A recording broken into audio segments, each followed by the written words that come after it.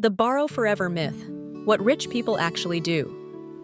Most people hear the phrase borrow until you die and instantly imagine a hidden financial rule reserved for people who live far above ordinary pressure, as if wealth unlocked a private system where consequences slow down and money obeys different laws.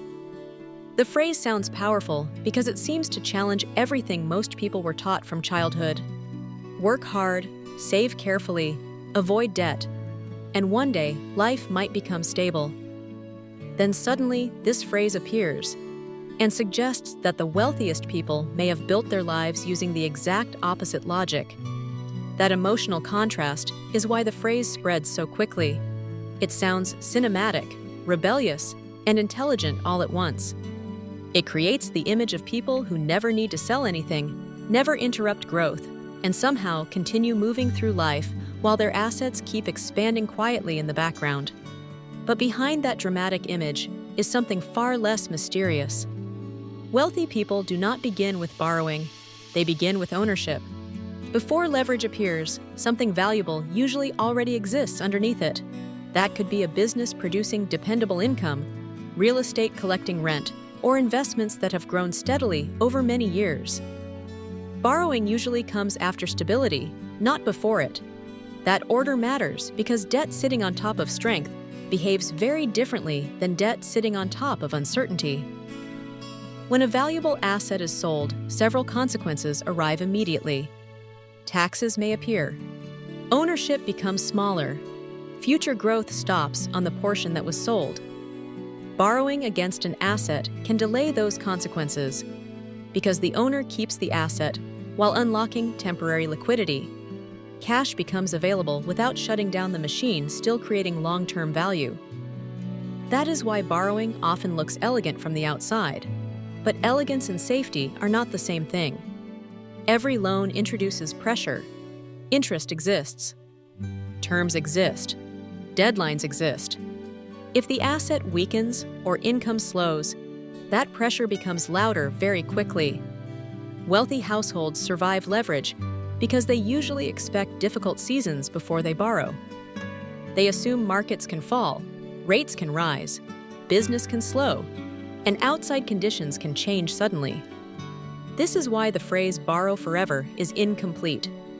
Nobody borrows forever without eventually dealing with the obligation. Payments still exist, interest still accumulates. Something must support the debt over time. The difference is that wealthy households usually have more choices when pressure arrives.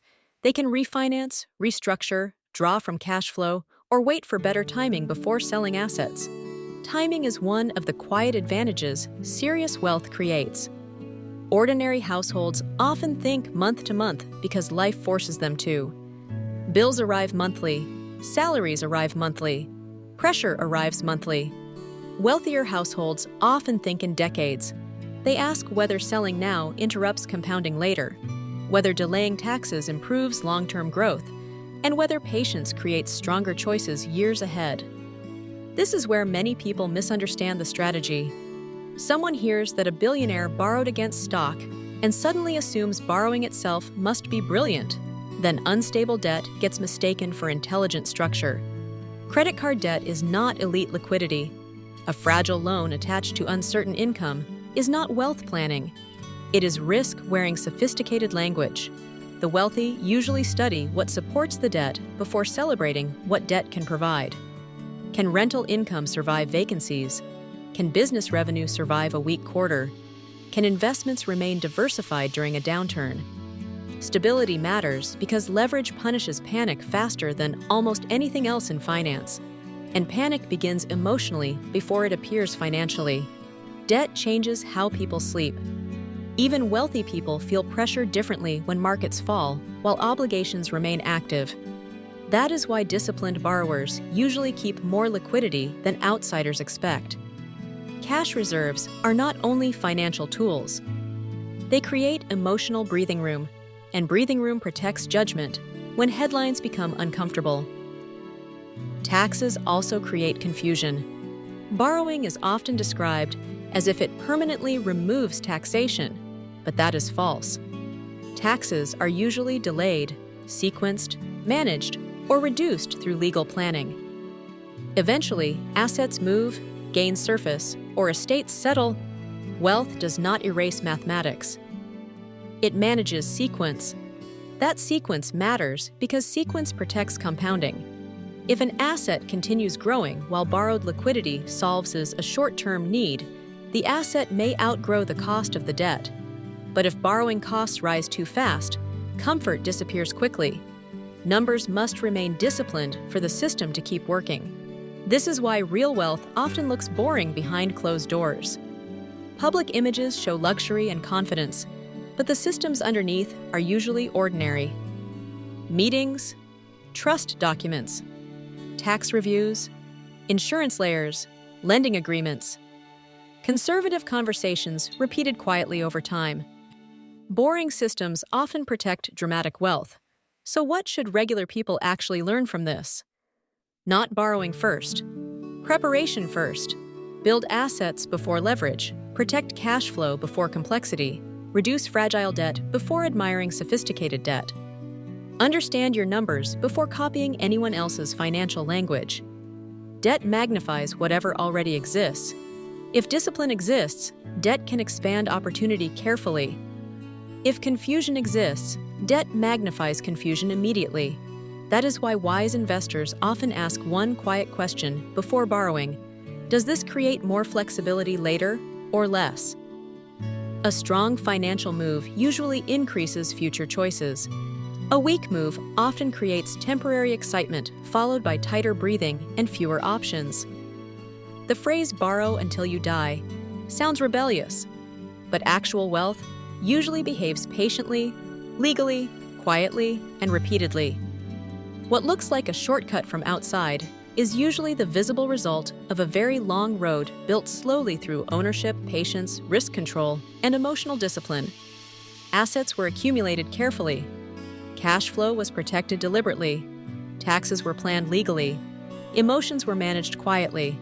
The strongest lesson may be this: wealthy people treat liquidity like oxygen. Oxygen does not feel exciting until breathing becomes difficult. Liquidity works the same way. When conditions tighten suddenly, liquidity prevents desperate decisions. A family with assets but no flexibility can still panic. A family with flexibility can wait, think clearly, negotiate, and avoid emotional mistakes. That patience often looks invisible, yet invisible advantages often create the strongest outcomes. Another reason this myth survives is because people confuse visibility with understanding. They see someone wealthy beside expensive property, hear that loans were involved, and assume debt itself created the wealth.